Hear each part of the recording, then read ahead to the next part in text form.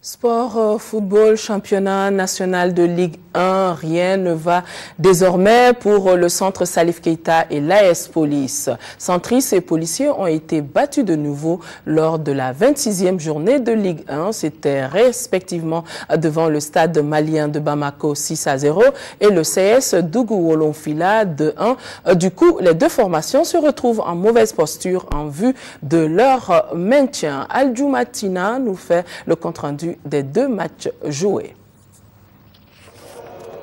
Après le 6-0 de la somme infligée au Niana de Koulikro il y a juste quelques jours, c'est au tour du stade malien de Bamako d'emboîter le pas à l'équipe de Missira lors de cette 26e journée.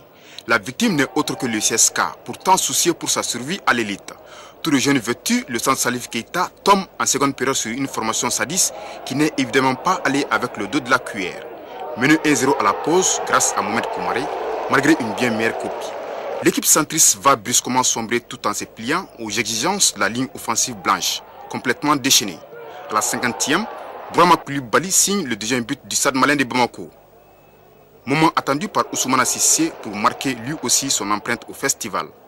Au 55e et 83e minute. Fait important, l'attaquant de Sotiba rejoint ainsi son homologue de Libis Bokar Bangroua à la tête du classement des meilleurs buteurs avec désormais 15 buts chacun.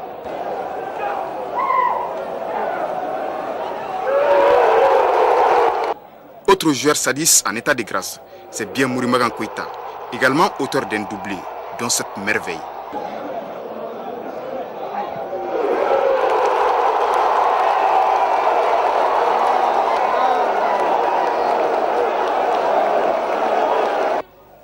« 6-0, la note était vraiment salée pour les centristes.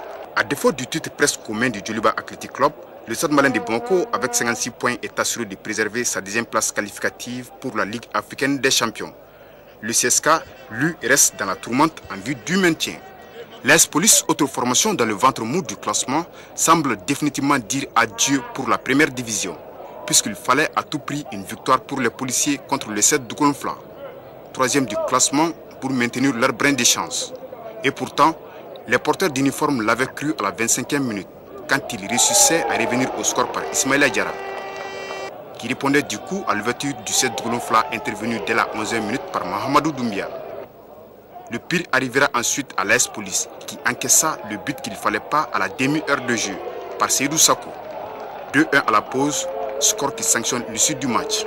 Le 7 de Golonfla, 47 points, devance l'AS Bakaridian désormais de 5 points, en ce qui concerne la 3e place.